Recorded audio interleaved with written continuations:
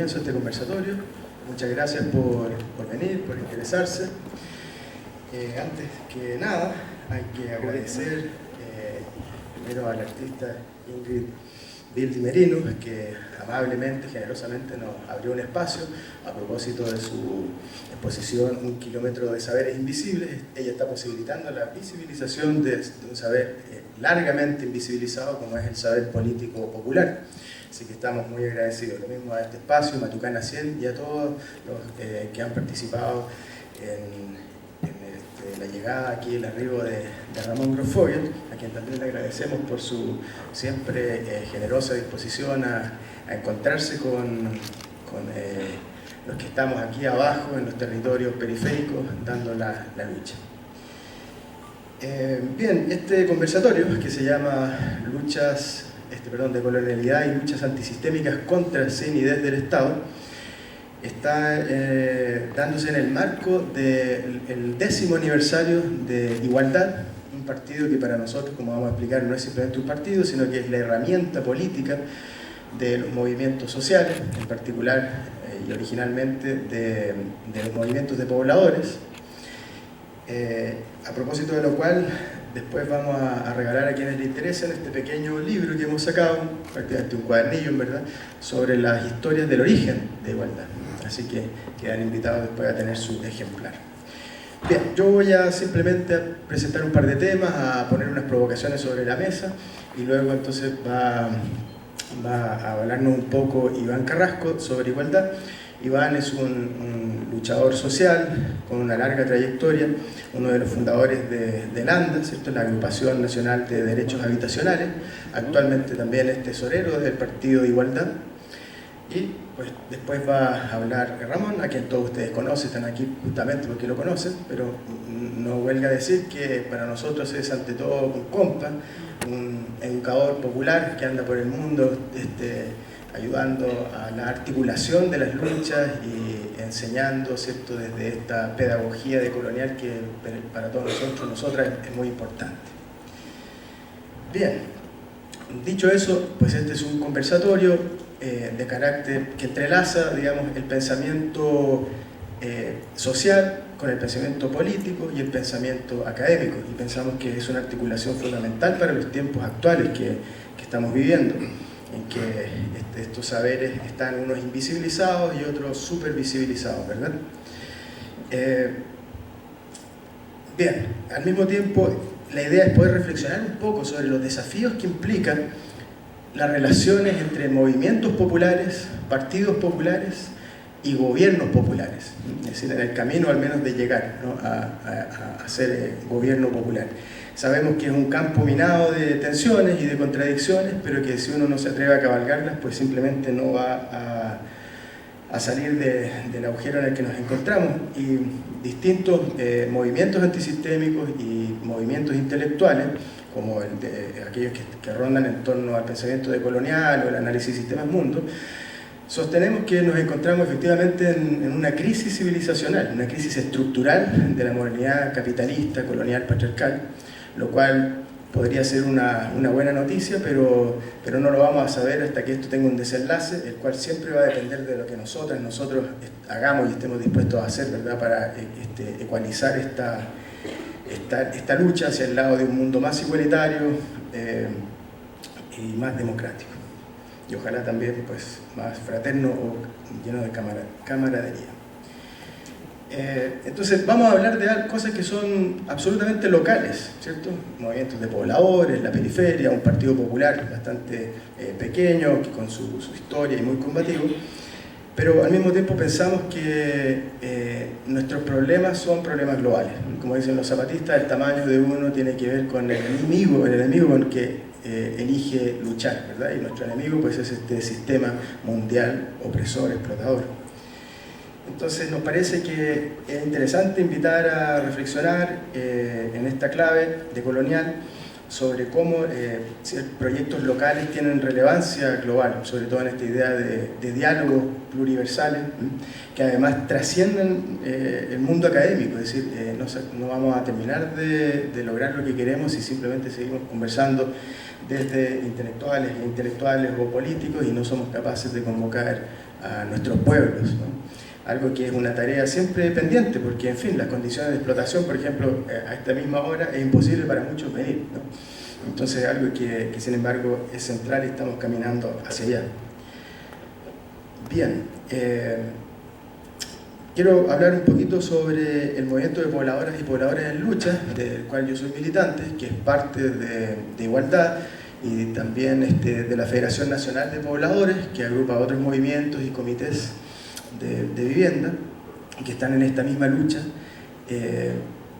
Algunos elementos importantes a destacar es que para nosotros no se trata simplemente de la lucha por la vivienda, no se trata ni siquiera simplemente del derecho a la ciudad. Nosotros postulamos un proceso, estamos tratando de adaptar un proceso de producción, reproducción y transformación del hábitat. Es decir, estamos buscando, estamos trabajando, estamos luchando para construir un nuevo tipo de hábitat humano, el cual entraña un proyecto civilizacional de nuevo tipo, que en el caso particular del MPL, de la FENAPO de Igualdad, implica este trasfondo de cosmovisión del buen vivir, de los pueblos andinos, pero también esta tradición centenaria de los pobladores que siempre le hemos llamado la vida digna, ¿verdad? Una vida que se respeta a sí misma y que respeta a la vida. Y al mismo tiempo retomando los mejores elementos de la historia de la izquierda mundial, pensamos que es posible un otro tipo de socialismo, un socialismo comunitario, autogestionario. Entonces, pues es una propuesta decolonial, anticapitalista, con un particular sabor chileno, como dirían por ahí. Bien, en esa misma línea, nosotros pensamos que esta idea de la producción, reproducción y transformación del hábitat no es algo que hagamos nosotros nomás, que lo hacen en realidad todos los movimientos que se orientan de esta forma, ¿cierto?, al habitar humano, ya sean movimientos indígenas, movimientos campesinos o movimientos urbanos. Y en ese sentido no tenemos pretensión de novedad alguna. Si uno piensa en lo que hacen los zapatistas en México, lo que hace Movimiento Sin Tierra en Brasil, lo que hace en fin, los pobladores en toda Latinoamérica, tiene que ver exactamente con eso. No obstante, nosotros tenemos una particular manera de realizar esto, que tiene que ver con una visión y una estrategia a la cual le hemos llamado la lucha y construcción de poder popular sin el Estado, contra el Estado y desde el Estado. Voy a explicar un poquito más a fondo qué es esto, y desde la perspectiva, ¿cierto?, de los movimientos de pobladores. Después Iván podrá abundar en lo que es la perspectiva de la misma lucha desde Igualdad, que, como les digo, es una herramienta, es decir, no opera como partido, hay una adecuación sociotécnica, una transformación de la estructura del partido que permite funcionar de una manera diferente a cualquier otro partido, digamos, de los que al menos en Chile tenemos. Hay otros intentos muy interesantes en Latinoamérica, como el MAS, ¿cierto?, el movimiento del socialismo, con todas las contradicciones, tensiones que puedan tener, pero que tenían una tesis semejante, ¿verdad? Para ellos el MAS era el instrumento político de la soberanía popular. Entonces, nuestro es una herramienta, el de ellos es un instrumento, pero va percolando, digamos, en los aprendizajes de los movimientos sistémicos que la vía estatal simplemente para la transformación del sistema se queda corta. Y al mismo tiempo hemos ido descubriendo que simplemente la autogestión, por otro lado, y el trabajo territorial, pues tampoco tiene la potencia suficiente para construir un poder popular nacional o plurinacional. Entonces, básicamente el SIN se refiere a los movimientos sociales, a la construcción de autonomía. Creemos que la autonomía no es un punto de partida, sino un punto de llegada que tiene que ser construido. Y todo esto en base al trabajo autogestionario.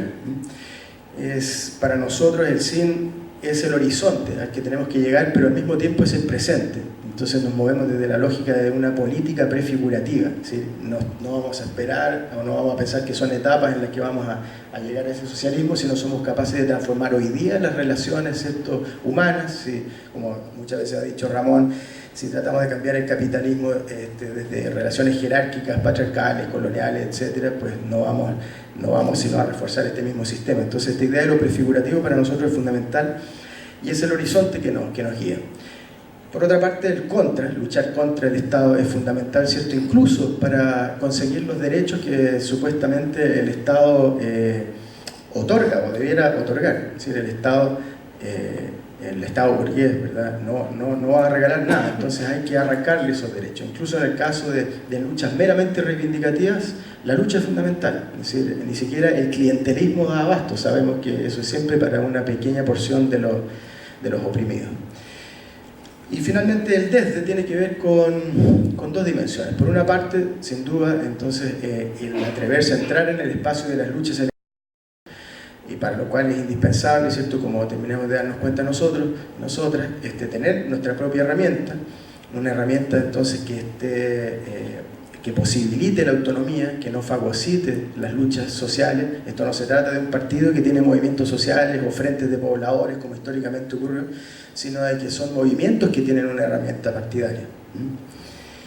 Y por otra parte, también entendemos el desde en un sentido de recuperación de recursos. Nosotros en la FENAPO, particularmente en el MPR, ya hemos construido 5 o 6 conjuntos habitacionales ya, y se vienen varios otros, conjuntos habitacionales, no sé, 500, 600, 800 familias, que ustedes comprenderán que no se construyen con bingos, con completadas, uno necesita varios cientos de millones de pesos, lo cual se puede lograr justamente a través de la autogestión, pero haciendo la lucha contra el Estado para recuperar esos recursos. Ocupamos la idea, ¿cierto?, de la vieja izquierda de los 80 que recuperar el dinero de los bancos, ¿verdad?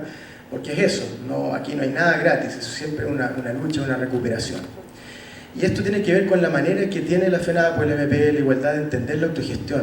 Hay un aspecto de la autogestión que usualmente no es tomado en cuenta, que es la administración popular de los recursos fiscales. Es decir, ese es un dinero del que no es del Estado, sino de que es el pueblo chileno, ¿cierto?, el que está llenando esas arcas que finalmente son vaciadas permanentemente por el empresariado y por los malos gobiernos.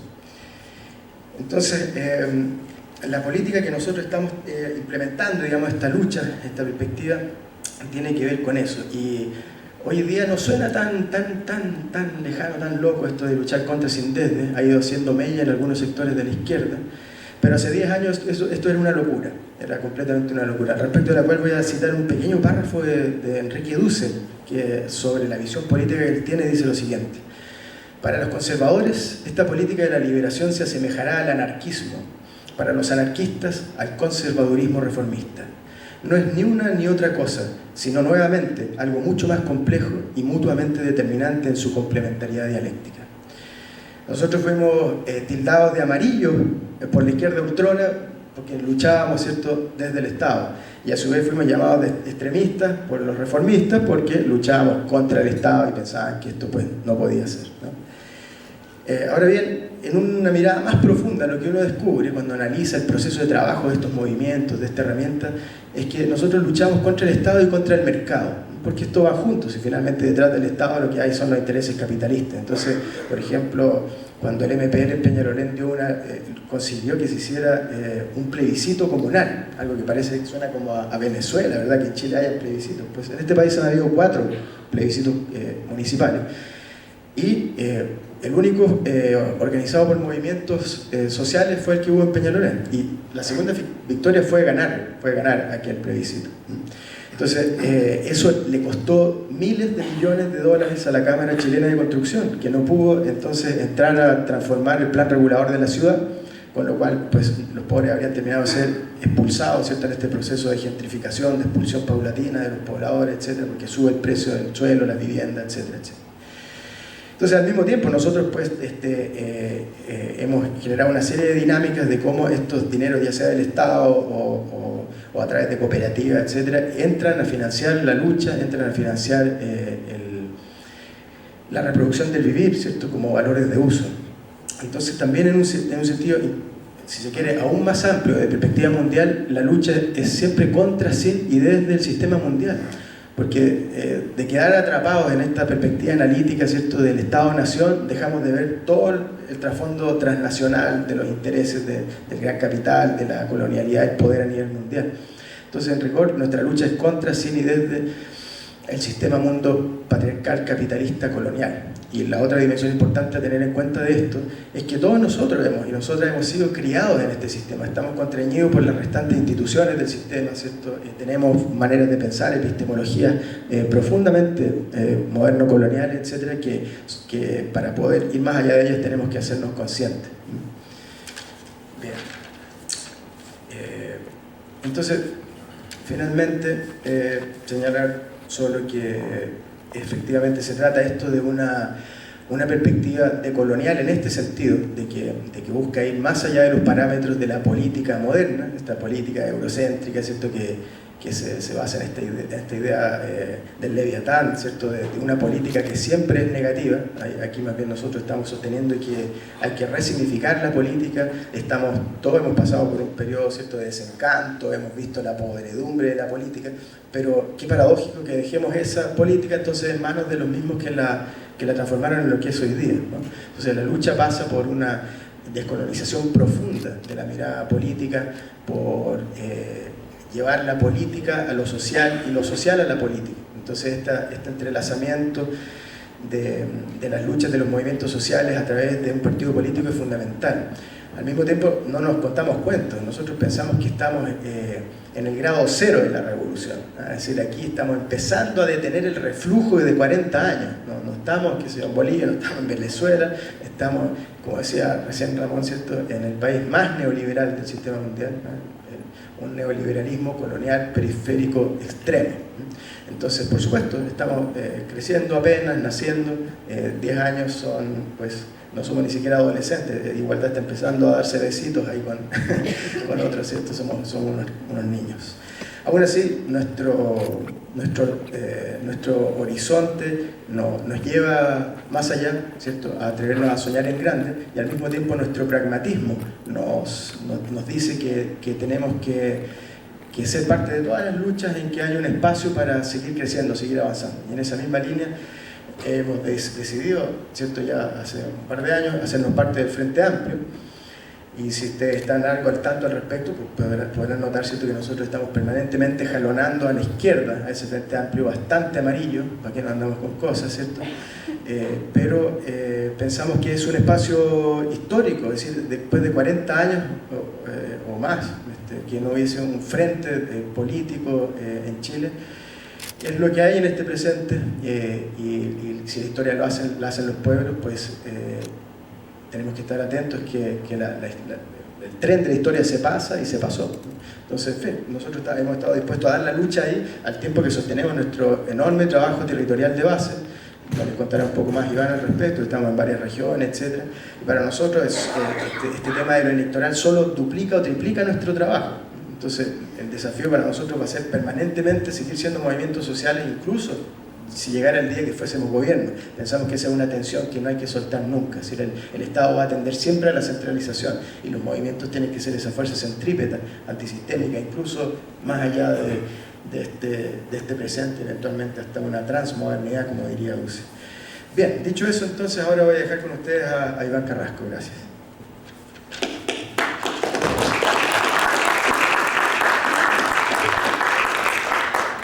Buenas tardes, compañeras y compañeros.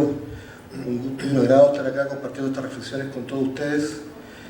Agradecer a Ramón, también poder compartir con nosotros sus reflexiones, y también a Ingrid darnos este espacio para poder estar acá con ustedes. Me han pedido los compañeros organizadores que comparta algunas reflexiones sobre una experiencia muy particular, que es la experiencia de construir un partido anticapitalista y de los movimientos sociales en Chile, en el Chile neoliberal postdictadura, y que se construye también a partir de la reflexión y experiencia de decenas y decenas de compañeras y compañeros que desde el trabajo territorial cotidiano han reflexionado o hemos reflexionado acerca del tema del poder, del tema de la revolución, del socialismo, de la democracia, del poder popular, de la liberación. Una reflexión que se hace además después de todo un periodo de crisis brutal que vive la izquierda del campo popular latinoamericano, después de la caída de los socialismos reales, stalinistas, burocráticos, y que de alguna manera deja huérfano a la izquierda latinoamericana de ideas, de proyectos, si es que alguna vez eso fue algún proyecto, pero que efectivamente nos obligó en la práctica a volver a reflexionar desde nuestra experiencia cotidiana, sin dogmas, sin Biblias, sin líneas políticas venidas desde afuera, sino desde nuestro trabajo cotidiano y permanente. Bueno, yo soy de una generación que militó a fines de los 80, en los 90, y vivimos el brutal reflujo y la brutal prepotencia, avasallador, digamos, desarrollo del neoliberalismo en Latinoamérica y en Chile en particular, y resistimos todo eso a ciegas, a tientas, buscando y tratando de encontrar en diversas experiencias mundiales y latinoamericanas el derrotero por el cual había que levantar nuevamente la lucha y volver a ponerse de pie y seguir peleando. Y tuvimos afortunadamente tremenda riqueza, experiencia en Latinoamérica, como fue el levantamiento zapatista del año 94 en Chiapas, el triunfo de Hugo Chávez en el 97-98 en Venezuela, posteriormente el triunfo de Lula, la experiencia del MST brasileño, que para nosotros fue un proceso impresionante de aprendizaje político, popular, desde abajo, de base del pueblo, y diversas otras experiencias latinoamericanas que nos empezaron a enriquecer y a hacer comprender de que la lucha por la transformación social no solamente no estaba muerta, sino que además estaba volviéndose a ponerse de pie, que hay que volver a recorrer el camino, parados de frente, con dignidad, con impulso, pero además con nuevas reflexiones políticas. Y con nuevas reflexiones que venían fundamentalmente de nuestra experiencia, de una experiencia que tenía que hacer revolución y liberación cotidianamente, desde abajo, donde ya los partidos políticos tradicionales de la izquierda chilena no daban respuesta, donde las respuestas que habían se notaban claramente insuficientes, con una izquierda burocratizada, elitista, clase mediera, que no era capaz de convocar y de dialogar con su pueblo, con nuestro pueblo, con nuestra gente. Con una derrota profunda ideológica también, que venía por supuesto de la derrota popular que habíamos sufrido con el fin de la dictadura. El fin de la dictadura, si bien es cierto, permitió una, entre comillas, apertura democrática, también fue un periodo de sepultar a muchos compañeros y compañeras, no solamente su historia, su dignidad, sino también sus cuerpos, ¿no es cierto?, por la oleada represiva que vivimos al principio de la democracia con los gobiernos de Elwin y Frei, compañeros que además tenemos en la memoria. En ese proceso surge un desarrollo político, digamos, en Chile, vinculado, como decía bien Ignacio, a luchas territoriales fundamentalmente, en tomas de terreno, con agrupaciones culturales, con sindicatos, etc., en donde estábamos obligados a repensar de forma colectiva lo que había que hacer. Y efectivamente empezamos a comprender que el proceso de construcción del poder popular como la única forma de transformación cierta de la sociedad, ¿no es cierto?, de construir el poder del pueblo, el poder democrático de la gente, de los trabajadores, de los pobladores, de nuestro pueblo más humilde, de nuestro pueblo más humillado, de nuestro pueblo más vilipendiado, más despojado, más empobrecido, era el único camino por el cual era posible recorrer transformaciones ciertas y verdaderas. Estamos viendo esa experiencia también en Latinoamérica, sabíamos que en Chile era complejo, pero era un camino necesario. Y en ese proceso nos dimos cuenta que no había receta, y no solamente no había receta, sino que además tampoco era un proceso que se podía hacer bajo las viejas fórmulas vanguardistas de los partidos de izquierda o de las lecturas cupulares, de comillas, que bajan la línea política hacia abajo, porque nos damos cuenta en la práctica que eso no funcionaba. No era un tema teórico, no era un tema de reflexión de libros, no era un tema de diálogo académico, era un tema que nos dábamos cuenta en la concreta, en la práctica, en la asamblea, que eso no funcionaba. Y empezamos a comprender que la razón popular, la razón interna de nuestros pueblos, de rebeldía, de lucha por la justicia, dignidad, estaba presente en cada asamblea con la cual levantamos los territorios. Porque si bien no hablábamos de política, muchas veces ese periodo era un periodo muy complejo para hablar de política en Chile, pero sí nos dábamos cuenta que si nuestro pueblo seguía en pie, seguía rebelde, la rebeldía seguía alimentando el espíritu de nuestra gente, de nuestros pobladores, de nuestra asamblea, de nuestros dirigentes. Pero no era la rebeldía académica o discursiva panfletaria de la izquierda, era la rebeldía que nacía de las necesidades de nuestra gente, de casa, de vivienda, de sueldo, de pan. Entonces, era una rebeldía mucho más de guata, no sé por decirlo de alguna manera. No era una rebeldía intelectual, no era una rebeldía de salón, era una necesidad de dignidad permanente y constante. Entonces, esa razón popular que estaba ahí presente, que veíamos, había que despejarla de una serie de como bien decía Ignacio antes, de un velo neoliberal, individualista, consumista, que se había intentado instalar, ¿no es cierto?, en la democracia chilena en esos años, de justificar, digamos, el neoliberalismo democrático, entre comillas, en el consumo, ¿no es cierto?, en el individualismo, y de velar eso y sacar el fondo que había ahí, de nuestro pueblo, de nuestra gente. Y eso nos permitió experiencias notables de lucha popular, que quizá no son muy conocidas, pero que fueron tremendas. Tomas de terreno de cientos de familias, en donde el control popular del territorio fue de realidad, de poner a raya a los pacos, poner a raya a los narcotraficantes, a la delincuencia, tener formas propias de justicia local, territorial, dentro del campamento. Fue una experiencia notable, que vivimos cotidianamente, cosas, bueno, podría contar muchas de esa experiencia durante muchos tiempos que vivimos y nos dimos cuenta que la fuerza del pueblo estaba ahí.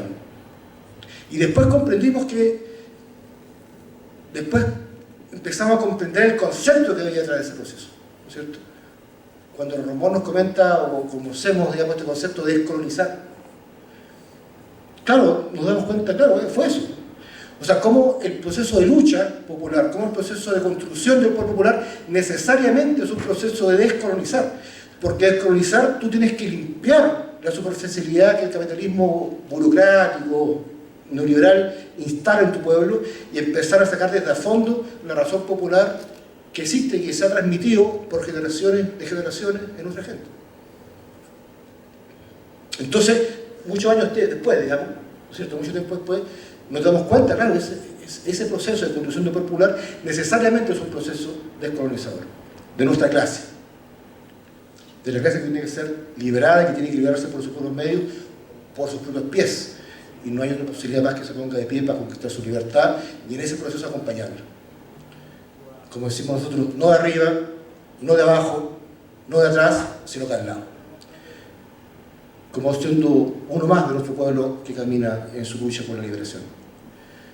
Ese proceso político, que hoy día podemos decir de descolonización, es una tarea un pendiente. Porque si bien esta experiencia que yo les comento ahora pueden ser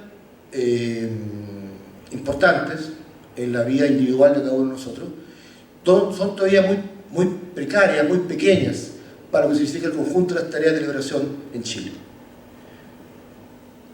Entonces, cuando surge el Partido de Igualdad y cuando empezamos a trabajar esta idea de construir un instrumento político de los movimientos sociales, lo hacemos también pensando en la necesidad de expandir, de replicar, de poder potenciar esta experiencia en otros sectores geográficos, en otras regiones, en otros movimientos sociales. Y por tanto, lo construimos básicamente como un instrumento de ese pueblo en lucha, que esperamos nosotros sea, bueno, sabemos que no es el único, tampoco tenemos pretensiones de ser el único, pero sí uno más dentro del aporte de la lucha por la liberación de nuestros pueblos. Y cómo hacemos también para que este instrumento político no se burocratice, que es una tarea permanente, que alguna vez lo comentamos con los compañeros, porque efectivamente la construcción de una herramienta política que tiene necesariamente que operar desde el Estado tiene también el riesgo de caer en todas las trabas, las mañas, los errores burocráticos, cupulares, que también de los cuales queremos y queremos arrancar y debemos separarnos. Pero también ese riesgo está presente. No es por tanto una labor terminada, es una labor permanente. Entonces, la búsqueda permanente de hacer de una expresión política esa forma de rebeldía, de sacar la razón popular y transformarla en política, de arrancar desde abajo, desde las necesidades propias de la rebeldía de nuestra gente y hacerla presente permanentemente en la sociedad, ¿cómo hacemos para que ese instrumento político no termine siendo un techo, sino un impulso? Y es una de las grandes temas que hoy día como partido también tenemos y estamos reflexionando, porque como digo, no estamos libres tampoco de ese riesgo de caer, ¿no es cierto?, en lo que nunca quisimos ser. Por tanto, es una lucha permanente. El tema de que planteaba Ignacio al principio, esta reflexión necesaria que la política y la lucha transformadora tiene en este periodo histórico necesariamente que hacerse sin el Estado, contra el Estado y desde el Estado, no es una reflexión de voluntad, no es una reflexión intelectual, es una necesidad política que hemos visto en el proceso de construcción del poder y la lucha. Y también tiene los riesgos constantes, permanentes, de la burocratización y del aparatismo. Entonces, esta reflexión que nosotros hacemos, por lo menos hoy día, podemos ponerle el concepto, ¿no es cierto?, como descolonizadora, es un desafío permanente que no se resuelve simplemente con una línea política, en un documento, un acuerdo de una directiva, una asamblea partidaria, sino que es el proceso permanente, constante, de cada militante social o político, de cada compañero que está luchando por la liberación propia de nuestro pueblo, de hacerlo carne cotidianamente, permanentemente, en nuestro espacio social, en nuestro trabajo territorial, sindical, medioambiental, estudiantil, etc. Y ese desafío que como partido estamos también conscientemente impulsando, entendemos que es el desafío también de miles y miles de chilenas y chilenos que hoy día recorren este país largo, complejo, pero digno y hermoso, que nos ha tocado vivir y nos ha tocado hacer revolución, y tenemos el desafío también de aportar a la lucha transformadora latinoamericana que hoy día vemos resistiendo en Cuba, en Venezuela, en Bolivia, en Brasil, en Perú, en Argentina, en toda Latinoamérica, en México, y que nos hace tener la absoluta certeza, la seguridad profunda, la convicción absoluta de que estamos por el camino correcto, de que nuestros pueblos tienen el espíritu de rebeldía, y lo que hay que hacer es acompañarlos y junto con ellos recorrer dignamente ese proceso de transformación para que alguna vez en nuestro país y en Latinoamérica y en el mundo los pueblos manden. Muchas gracias, compañeros.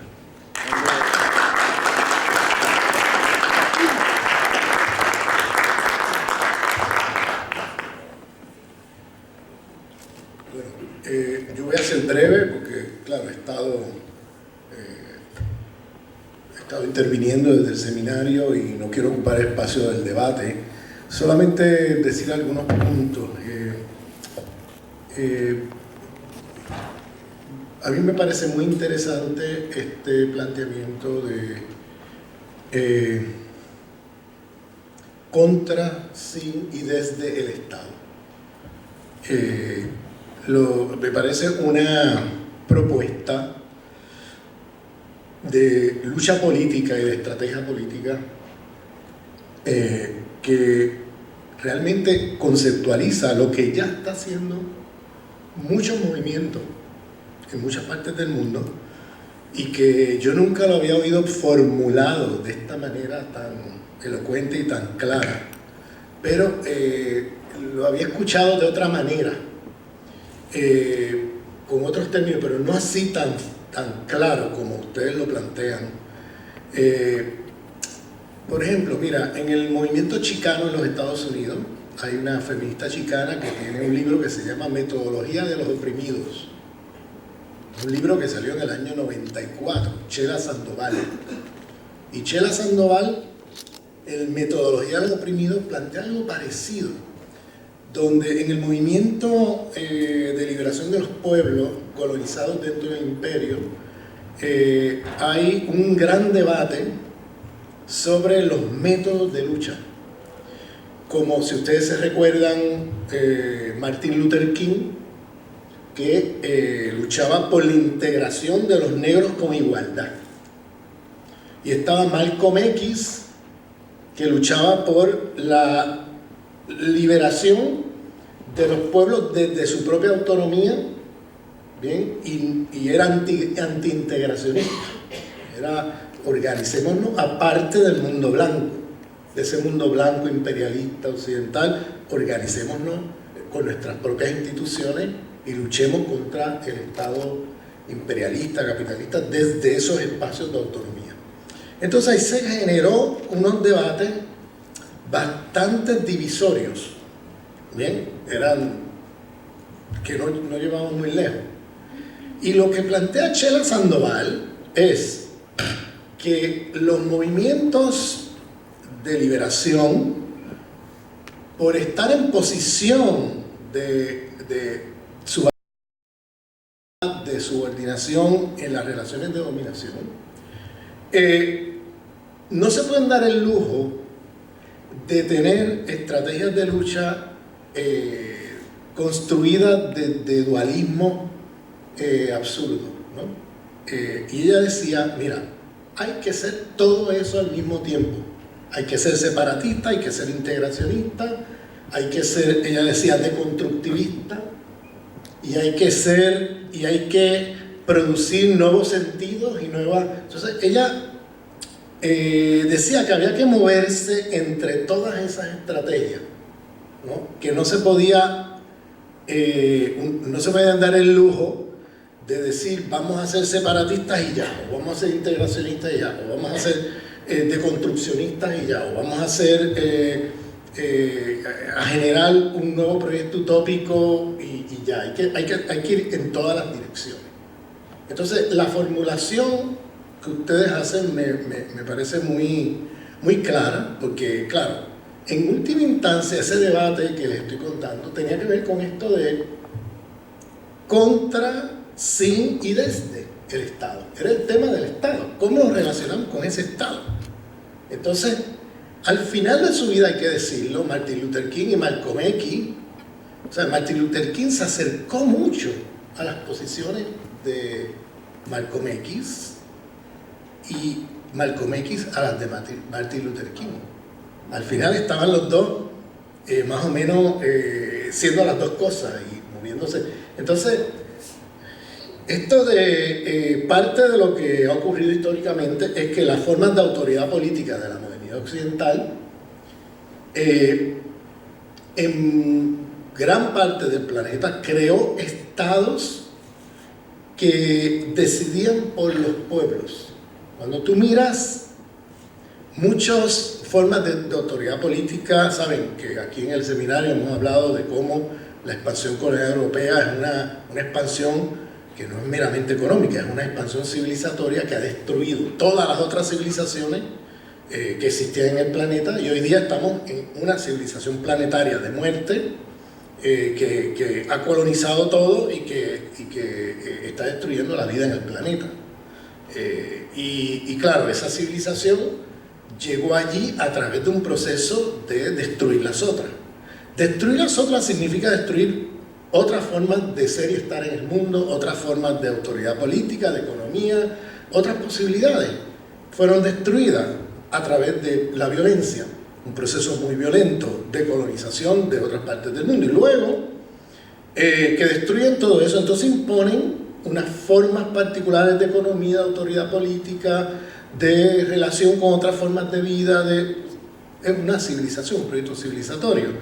Entonces, en el aspecto de la autoridad política, los estados premodernos,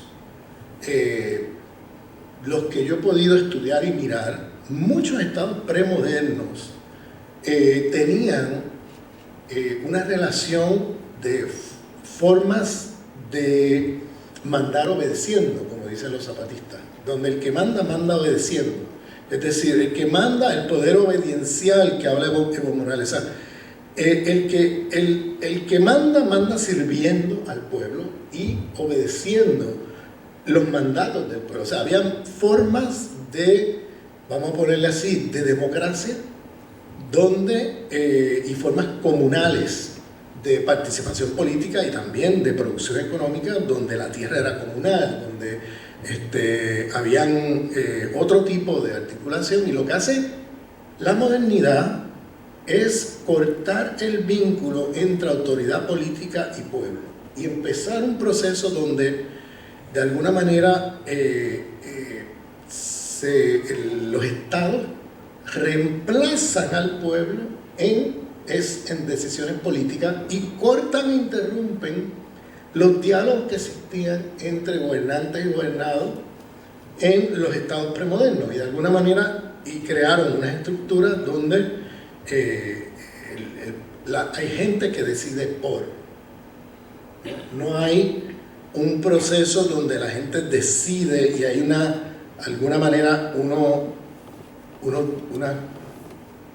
flujo de comunicación entre pueblo y gobernante, sino que había se generó unas formas de Estado modernas que a través del proceso colonial que privilegian a unas élites, a unas poblaciones que están marcadas de manera racial, de manera patriarcal y de manera de clase. Entonces son élites masculinas, capitalistas blancas, eso es lo que llamamos o que resumimos con la categoría de blancos criollos, ¿no? Que entonces construyen estados que son una continuidad de los estados coloniales. No interrumpieron las lógicas de dominación colonial, sino que siguieron con ellas hasta el día de hoy. Y lo que han hecho es intensificar las lógicas de dominación de la historia colonial. Entonces, casi siempre lo que ocurre en la lucha contra ese Estado es que nos enredamos, un poco también el debate de reformismo-revolución, nos enredamos en esto o aquello, en una visión dualista, y esto de luchar al mismo tiempo en todos estos frentes me parece muy interesante, porque la idea de luchar sin el Estado, o sea, cada una es hoy y el horizonte al mismo tiempo. Por un lado, la idea de luchar sin el Estado implica organizarse autónomamente del Estado, de no estar, que sería Malcolm X, el separatismo, ¿no? Autónomo de los pueblos frente a ese Estado que nos domina, ¿no? Y que está aliado a los sectores dominantes. Entonces, luchar al mismo tiempo contra ese Estado, ¿no? Que está sin y contra al mismo tiempo, y desde, ¿no? El desde plantea entonces que hay que ocupar ese Estado también para de alguna manera canalizar recursos y políticas que potencien el movimiento de sin el Estado y contra el Estado. ¿Sí? Entonces, esa dialéctica entre estas tres cosas, eso es exactamente lo que Hugo Chávez Frías estaba planteando en Venezuela. Decía, hay que ocupar ese Estado, hay que ir desde para interrumpir las políticas neoliberales, para interrumpir las políticas de dominación. Pero no podemos ver eso como la solución, porque ese Estado moderno está podrido. Es un Estado que viene de la herencia colonial, de las élites criollas, es un Estado que trabaja contra el pueblo. Tiene estructuras ya montadas allí, es un edificio construido de espaldas al pueblo. Entonces, él planteaba, para poder solucionar esto, hay que hacer un movimiento sin el Estado. Y era lo que él llamaba la comuna popular. Generar un Estado paralelo, un poder dual, donde el pueblo vaya poco a poco, en un largo proceso, ocupando las decisiones que el Estado hace a nombre del pueblo, sino que el pueblo mismo empieza a hacer las decisiones y desplaza al Estado en esas decisiones. Entonces, él lanza la idea del poder comunal, y en Venezuela hay, no sé si ustedes han escuchado o conocen, el proceso comunal de comunalización, del poder que plantea la creación de una especie de federación comunal, de un Estado dual. Hay un parlamento comunal que es paralelo al parlamento de la democracia representativa, y es una democracia directa que coexiste con la otra. Y claro, la visión de Hugo Chávez era, no podemos dejarle este Estado, ese Estado de toda la vida, a la derecha, porque si lo ocupa la derecha nos va a tumbar todo lo otro. Entonces la lucha desde es fundamental, pero no quedarse en el desde, porque desde el desde no vas a cambiar el mundo. Puedes interrumpir las políticas, eso, pero no vas a llegar muy lejos. Hay que construir por afuera, sin y contra. ¿Bien? El sin, para organizar desde afuera un poder dual autónomo, pero al mismo tiempo contra ese Estado moderno, ¿no? Que vaya poco a poco ocupando las posiciones de decisión del Estado, las vaya ocupando el pueblo desde el poder comunal. Entonces él hablaba de la geometría del poder. La geometría del poder. Decía, hay que construir una geometría del poder territorial que vaya de abajo arriba, de arriba abajo, que vaya paralelo al Estado y socavando al Estado al mismo tiempo. Y que eso ocurra desde lo que él llamaba la geometría territorial, donde él decía que había que ir ocupando el poder decisional desde los municipios hasta los ministerios, y que ese poder comunal vaya poco a poco reemplazando al Estado moderno. Y entonces era una estrategia la estrategia de Chávez y el chavismo es una estrategia de sin, contra y desde al mismo tiempo. Y entonces el sin es ahora organizarse sin el Estado, de manera autónoma. Pero es también un horizonte, es también que hay que pensar en que en el futuro se construyan formas de autoridad política que sean duales y paralelas y que vayan reemplazando al otro, que vayan contra. Entonces el contra no es solamente hoy, el contra también es mañana, que hay que ir, porque ¿qué pasa? Parte de lo que ocurre en estos debates de la izquierda, yo diría más eurocéntrica, es que se dividen los debates entre los anarquistas que creen que hay que eliminar el Estado esta noche, o los marxistas que creen que el Estado nunca se puede eliminar, y entonces se enredan en unas discusiones que no te llevan muy lejos. En cambio, esta idea de ir construyendo en todas esas direcciones al mismo tiempo es la idea que yo veo que es una idea, ¿cómo te digo?, global, en el sur global, la estoy viendo por muchos sitios. El movimiento Sin Tierra en Brasil, igual. Cuando tú te vas por el mundo, tú ves este tipo de estrategia política donde no se ponen todos los huevos en una canasta, sino que se va peleando en diversas direcciones al mismo tiempo. Entonces, eso yo lo veo como una estrategia decolonial.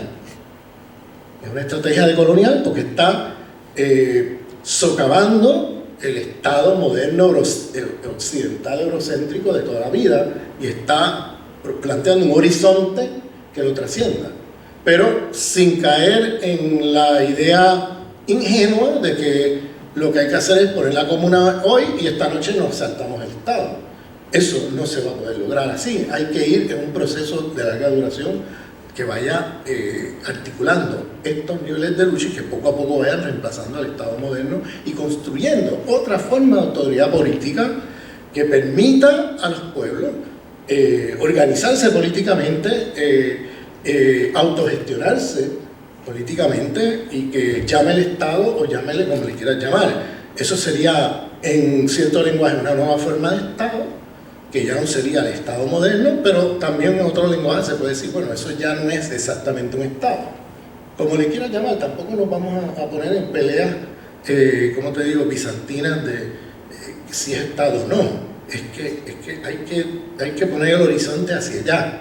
y hay que pensar en esta multiplicidad de estrategias. Por eso quería hacer esta breve intervención, que me parece interesante. Abramos a discusión el debate.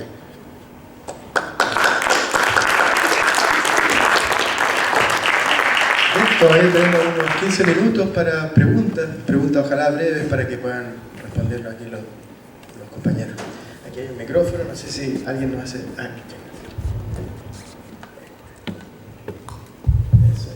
Guillermo González, presidente del Partido de Igualdad, va a hacer una pregunta espontánea. Buenas tardes, profe, don Iván Nacho. En la reflexión que hemos visto esta tarde y la damos vuelta cerrada también de los diferentes movimientos populares, es cuando nosotros entendemos la descolonización, ¿cierto? Y la entendemos desde un punto de vista casi eurocentrista. Pero creo que también desde la izquierda también hay que descolonizar su pensamiento, que de verdad ha hecho mucho daño al campo popular. En el tiempo europeo, Allende decía que los mapuches eran campesinos y no mapuches. La izquierda cree que el 1-2-3 de Rusia se va a hacer en Chile. Y ahí desconocí un poco a Mariátegui, sin saber lo que planteó él. Y hoy día la izquierda, como que creo que el fracaso de la izquierda en Chile pasa, es que de verdad tiene un pensamiento muy colonial desde la Europa, desde Rusia, y de verdad no está pensando a Latinoamérica, no está pensando a Chile, no está pensando en el pueblo chileno, no está pensando en la guardia, que somos ese pueblo mestizo entre españoles, mapuches, que se instaló acá en la ciudad y que de verdad estamos acá más presentes que nunca y haciendo historia y construyendo. Creo que hoy día la reflexión pasa de entendernos también desde las izquierdas, que de verdad descolonizarse no solamente es dejarte cambiar el nombre de una calle, Cristóbal Colón, o sacar el monumento Pedro de Valdivia, sino también es como nosotros le está pasando profundo daño a nuestro pensamiento desde el marxismo. El marxismo nos va a servir siempre, nos va a servir para análisis, igual que Lenin, pero creo que hoy día nos estamos revisando a nuestros ancestros y ancestras y descubrir quiénes somos, de dónde venimos y para dónde vamos va a ser muy difícil. Yo creo que ahí, ¿qué piensa usted con respecto al tema de las izquierdas? Que yo estuve en Venezuela llegando recién, estuve allá con los campamentos pioneros, estuve 35 días allá, y lo que entendí desde las comunas, y creo que Chávez fue bastante inteligente, cuando el compañero Hugo Chávez entiende que el proceso no solamente es que ordenar el Estado burgués, pero como el Estado con la burguesía dentro, sino la idea del Estado burgués que también los partidos de izquierda la reproducen. Y Chávez, ¿qué es lo que hace ahí? Crea las comunas, pero también que la ley de comunas la mete en la Constitución para que la izquierda venezolana no sea capaz de destruir el proceso popular que está creciendo desde las comunas. Y creo que acá, no sé qué dice usted con respecto a Chile o si se da en otros procesos de Latinoamérica, algo similar. Sí, si me hubieras escuchado hace como una hora y media atrás, hubieras visto cómo reaccioné aquí con la izquierda de Chile, o sea, con la pseudo izquierda chilena. Porque lamentablemente, como bien has dicho, hay una construcción muy occidentalocéntrica, eurocéntrica de los paradigmas con que están pensando el mundo. Entonces, están mirando el mundo con los lentes de pensadores críticos que pensaron sus realidades allá en el norte global y que produjeron un pensamiento crítico para esos lugares. Pero el problema es cuando importamos de allá para acá ese tipo de pensamiento crítico que no da cuenta de las particularidades de nuestra experiencia histórico-social.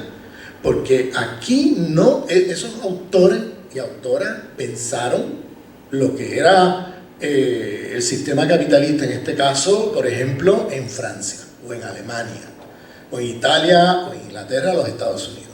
Yo decía esta mañana cómo la izquierda reproduce lo mismo que la universidad occidentalizada, está pensando desde hombres occidentales de 5 países. Ahí está el pensamiento crítico. Cuando tú miras lo que ellos llaman pensamiento crítico, siempre va a haber un italiano, un francés, un alemán, un británico, un americano. Y de ahí beben. ¿Bien? De ahí se bebe el pensamiento crítico. Bien. ¿Qué pasa? El problema con eso es que esa gente pensó, la teoría se produce al calor de problemas. Y esa gente pensaron los problemas que ellos enfrentaban en sus sociedades. Y produjeron un pensamiento crítico que intentaba adecuarse a lo que ellos estaban viviendo. Pero ellos no pensaron lo que es el colonialismo, la neocolonización. Ellos no pensaron lo que es el racismo. Ellos no pensaron lo que es la colonización de los pueblos, las cosmovisiones de los pueblos que existen en nuestros países. esas cosas no le eran muy ajenas, porque vivían en otro mundo, en otras realidades, y lamentablemente entonces cuando nosotros desde acá intentamos importar esas teorías así mecánicamente para acá y no nos tomamos en serio nuestros propios autores y autoras, usted mencionó a Mariátegui, no nos tomamos en serio a alguien como Mariátegui, el socialismo indoamericano de Mariátegui, no nos tomamos en serio nuestros propios, entonces incurrimos en una especie de colonialismo de izquierda, porque lo que estamos es entonces usando el pensamiento crítico que se produce en el norte global como la única manera posible de pensar nuestros países. Entonces el tema, por ejemplo, el tema que se menciona aquí en la mesa, el convivir, por ejemplo, es un tema que viene de las comunidades indígenas en nuestro continente, que hace una crítica radical al desarrollismo, que hace una crítica radical a las lógicas capitalistas de vida, de producción, etc. Entonces, eso es un acervo de pensamiento crítico que si te quedas pensando desde los paradigmas del norte global eurocéntrico, te lo perdiste. Y además no solamente te lo perdiste, es que nunca vas a hacer un proyecto de izquierda, te vas a quedar una especie de pseudo izquierda, porque los problemas de Chile no son los problemas de Italia, Francia, Alemania, Inglaterra y los Estados Unidos. No lo son. Aquí hay otros problemas que requieren de otras categorías de pensamiento, de otro proyecto de horizonte. O sea, hay estamos en otra experiencia histórico-social, y lo que le pasa a muchas de estas, yo le llamo pseudoizquierda, porque terminan de alguna manera reproduciendo las mismas lógicas de dominación contra las cuales están luchando. Terminan en eso de alguna manera. Y yo hablaba esta mañana, por ejemplo, ponía el ejemplo de Venezuela esta mañana, de cómo hay una izquierda chilena que yo me quedo con la boca abierta, ¿no? De cómo terminan en posiciones repitiendo las tesis del imperio, de la derecha, todo esto, y cómo de alguna manera lo que hacen es reproducir los discursos hegemónicos con respecto a Venezuela, cuando, oye, mira la experiencia histórica de Chile, eso que están haciendo en Venezuela es lo mismo que hicieron aquí con el gobierno de Salvador Allende. Entonces eso lo mencionamos con más detalles esta mañana, o sea que definitivamente estoy completamente de acuerdo, y de hecho veo en el esfuerzo del Partido de Igualdad, el movimiento de pobladores, un esfuerzo precisamente de pensar también desde acá, desde las realidades de aquí y desde el pensamiento crítico que se produce en el sur global, que es un esfuerzo de descolonización mental, de descolonización teórica, que es central a todo esto, porque mientras sigamos importando teorías que nunca pensaron nuestras realidades, se nos va a invisibilizar un montón de cosas que pasan acá, porque no tenemos las categorías, el marco conceptual para poder enfrentarlas. Ese marco conceptual, ¿quién nos las da? El pensamiento crítico que se ha producido desde acá, y uno de los grandes ha sido José Carlos Mariátegui, definitivamente. Así que me parece, por eso también encuentro que este diálogo es bien importante con el Partido de Igualdad y con el movimiento de pobladores, porque precisamente creo que hay ese esfuerzo de descolonización que no se da lamentablemente en el resto del Frente Amplio.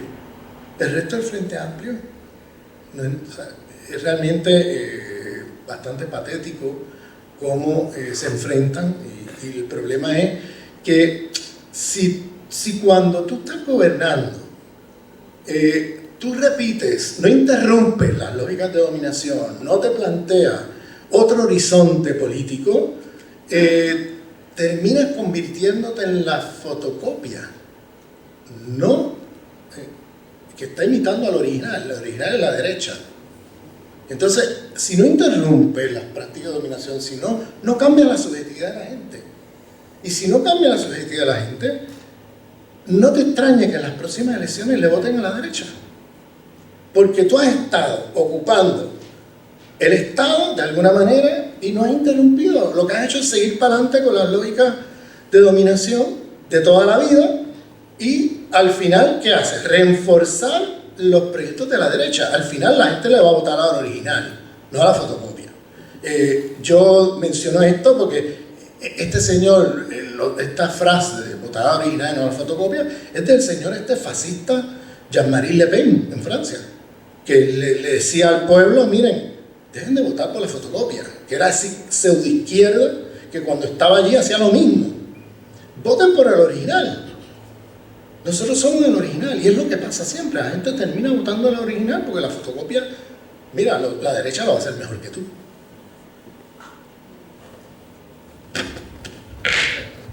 Una última pregunta cortita, por favor, que quedan 5 minutos. Nos vamos a huelga, esa onda. Bien, primero buenas tardes a todos. Ramón, yo quería hacerle la siguiente pregunta. Le contextualizo un poco. Yo soy profesor de música y participo como folclorista en un movimiento que se llama Cuequero a la... Y nos dedicamos desde una práctica comunitaria que yo considero que es decolonial aún sin a veces reconocerse a sí misma como tal. Y en esta tradición hay particularmente un proceso decolonial que es el reconocerse desde la cultura árabe o andaluza. Como me han contado que ustedes saben algo al respecto de eso, sería muy interesante que me pudiera explicar un poco qué piensa usted de ese proceso de reconocerse como árabe o andaluz, y que ese proceso terminó en lo que somos hoy en día también, como un proceso histórico que no se ha reconocido y siempre ha tratado de ser velado. Eso, gracias. Y lo que tú haces en términos comunitarios es que... Cantamos cueca de la rueda. Usted conoce la cueca chilena, ¿verdad? Sí. Ya. Es una tradición donde se juntan varios cantores y cantoras y se canta por mano derecha, y bueno, una de las ideas es que se transmite la tradición oral del pueblo, ¿me entiende? Como un proceso cultural. Entonces, eso.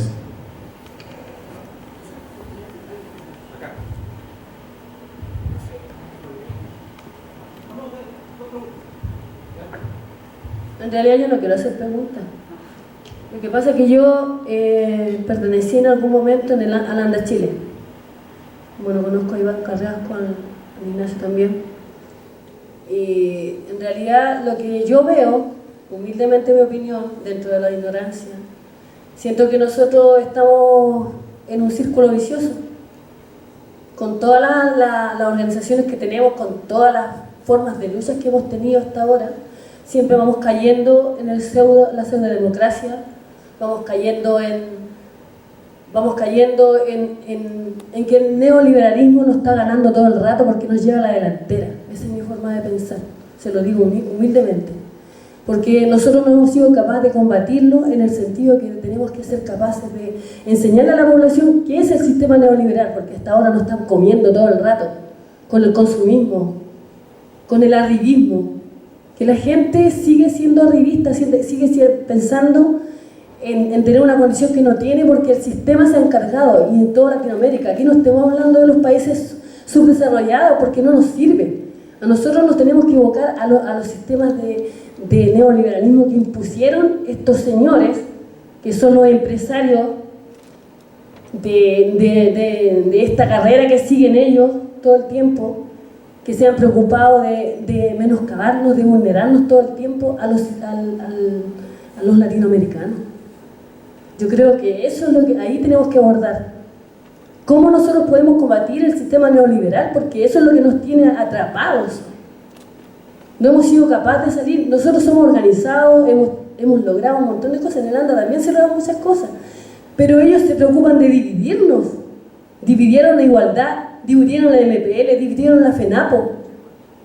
¿Y por qué nosotros no somos capaces de enseñarle al pueblo lo que significa nuestra lucha realmente?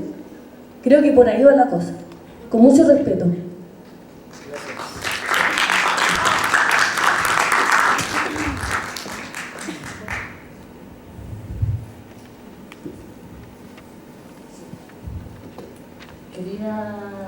sé si tenemos tiempo todavía por si quieren hacer algún comentario a lo que han dicho. Bueno, efectivamente, como dice la compañera, los desafíos que tenemos son complejos. Nadie puede decir que tiene la solución ni está su camino libre de problemas. Es un desafío permanente. La unidad, como tú bien dices, compañera, es un desafío permanente que nos toca trabajarla día a día. Y, por ejemplo, yo, bueno, como tú bien recordás, yo fui dirigente de Grande Chile desde que se fundó, la verdad, desde antes que se fundara, cuando empezamos a levantar las primeras agrupaciones de deudores, que quiero hacer una reflexión, no sé si hay tiempo, que yo era militante de una orgánica política tradicional de izquierda, me tocó volcarme el trabajo profesional, y una vez en una asamblea de pobladores en Bajos de Mena, una de las lugares de Chile más populares, más pobres, en Puente Alto, donde estaban las famosas casas Copeva, que se llovían, etc. Me tocó ir a hacer una asamblea con dirigentes, con vecinos y vecinas. Y yo venía con toda la lógica, digamos, tradicional del discurso izquierdista, el cual uno aprendió desde chico, digamos. Hice una reunión con los vecinos y la verdad llegué y tenía el rollo que siempre hablaba con los círculos izquierdistas, la verdad. Y reboté, nadie me pescó. Los dirigentes fue una cosa horrorosa. Y para afuera, bueno, me habló un dirigente que me había llevado para allá, un compañero que era dirigente del Partido Socialista, que era el territorio, me dice: puta, don Iván, bueno, aquí todas las ciudades son de derecha, todas estas viejas dirigentes, así le llamábamos cariñosamente, eran de derecha porque Puente Alto es una comuna dirigida por la derecha con un clientelismo enorme, ¿no es cierto? Allá en ese tiempo estaba de alcalde Osandón, que de su bolsillo sacaba plata para pagarle, por ejemplo, el gas a los dirigentes. Y cuando tenía un nivel de una red, además que el municipio tenía un sistema estructurado de dominación impresionante, que eran los territoriales. Tenían una gente que por cada, no sé si 8 manzanas o 10 manzanas, 10 cuadras, digamos, estaba encargada de conocer todo lo que pasaba en la comuna. Entonces esa persona iba desde los cumpleaños hasta los entierros, hasta las asambleas que había con los vecinos. Entonces y eso tenía una estructura piramidal, y una vez cada 15 días, no sé, una vez a la semana, se juntaba con el alcalde, los encargados. Entonces era una estructura de dominación brutal, de información, de control, de dominación impresionante. Bueno, en ese territorio hicimos política, y el día siguiente, yo en la asamblea que les comento, me di cuenta un poco del error, y la verdad fui con otra lectura del tema. Fui a hablar desde la guata de la gente, de sus necesidades cotidianas, y fue un aplauso cerrado, porque los convocamos a la lucha. Los convocamos a la unidad y a la lucha. Y dijimos: mire, aquí no nos interesa que usted sea de derecha, de centro, izquierda, aquí somos todos pobladores, somos pobres, estamos cagados, estamos endeudados, tenemos que luchar unidos, porque la única fuerza que tenemos es la unidad. Un discurso súper radical en ese momento. Estamos hablando, digamos, una comuna gobernada, repito, por la derecha, el año, esto ha sido 2003, por ahí 2004, 2002 quizás. Y fue aplauso cerrado, una asamblea enorme, y con ese discurso empezamos a construir asamblea de pobladores, con un discurso súper radical, nacido desde la necesidad de la gente, pero con un discurso muy transformador de verdad. No era un discurso clientelar. Puta, y sacamos marcha impresionante en esa comuna, a pesar de que estaba gobernada por la derecha. Pero ¿qué nos pasaba? ¿Qué nos pasó después? Que justamente, como tú, mis compañeros, recuerdo, planteas, nos pasó que